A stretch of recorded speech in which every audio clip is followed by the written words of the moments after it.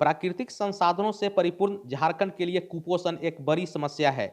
आंकड़े बताते हैं कि झारखंड में 0 से 5 वर्ष के 29% बच्चे जहां किसी न किसी रूप में कुपोषित हैं, वहीं 11% बच्चे ऐसे हैं जो गंभीर किस्म के कुपोषण के शिकार हैं।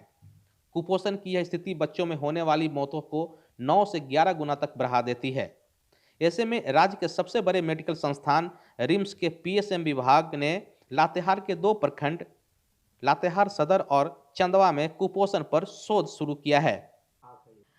ये शोध मेनली चल रहा है जिन राज्यों में समुदाय स्तर पे अति गंभीर कुपोषित बच्चों का प्रबंधन जो कम्युनिटी स्तर पे हो रहा है, उसके लिए उनको उनके खान पान से रिलेटेड कितना इफ़ेक्टिव है ये देखने के लिए ये शोध किया जा रहा है। हमारे राज्य कंट्रोल स्टेट है क्योंकि यहाँ पे समुदाय स्तर पे प्रबंधन अति गंभीर कुपोषित बच्चों के लिए नहीं है।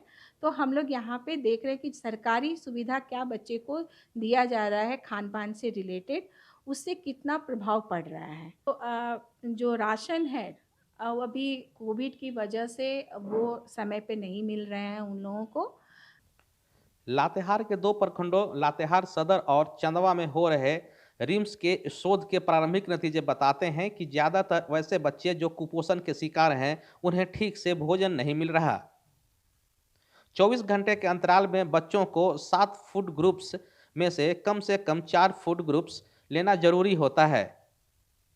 पर शोध के नतीजे बताते हैं कि ज़्यादातर बच्चे ऐसे हैं जिन्हें ज़्यादा से ज़्यादा 2 या फिर उन्हें 3 तरह के भोजन ही मिल रहे हैं, जिसमें सबसे ज़्यादा मात्रा चावल की होती है। ऐसे में बच्चों में कई पोषक तत्वों की कमी हो जाती है और धीरे धीरे ऐसे बच्चे कुपोषण के शिकार हो जाते हैं। जो ये शोध हो रहा है उससे जो हमारे शोधकर्ता जो जाते हैं उन्हें ये प्राप्त हुआ है कि बच्चे जो खा रहे हैं, जो 24 घंटे का अंतराल में वो क्या-क्या खा रहे हैं, वो वहाँ से वो शोध में लिया जाता है। तो 24 घंटे के अंतराल में ये पाया जा रहा है अभी कि जो हमें 7 फूड ग्रुप्स खाने होते हैं, उसमें कम से कम 4 फूड ग्रुप्स थाली में होना चाहिए, हर बच्चे के थाली में। लेकिन उनमें से या तो 2 ही ले पा रहे हैं या 3। 17 जनवरी 2021 से 16 अक्टूबर 2021 तक लातेहार जिले के लातेहार सदर और चंदवा प्रखंड के 243 आंगनबाड़ी केंद्रों के 4,617 बच्चों की स्क्रीनिंग अब तक हो चुकी है, जिसमें 188 बच्चे अति गंभीर कुपोषित मिले हैं। इन 188 अति गंभीर कुपोषित बच्चों में से 160 बच्चों पर अब रिम्स का पीएसएम विभाग रिसर्च कर रहा है। रिम्स का पीएसएम विभाग अब इन 160 बच्चों पर यह रिसर्च कर रहा है कि अगर सरकार की कुपोषण दूर करने की योजनाओं का लाभ इन्हें मिले और इन बच्चों के आसपास के समुदाय में ही उपलब्ध पौष्टिक खाद्य पदार्थों को अगर खान पान में शामिल कराया जाए तो उसका क्या असर बच्चों के स्वास्थ्य पर पड़ता है। तो ये शोध हमारा लातेहार के 2 ब्लॉक्स में हो रहा है, चंदवा और सदर लातेहार में। तो यहाँ मैं आपको डेटा बता रही हूँ। हमने टोटल आंगनवाड़ी जो कवर किए हैं इस दौरान, 17 जनवरी से हमने बच्चों की स्क्रीनिंग शुरू कर दी और ये लास्ट डेटा है 16/10 तक की।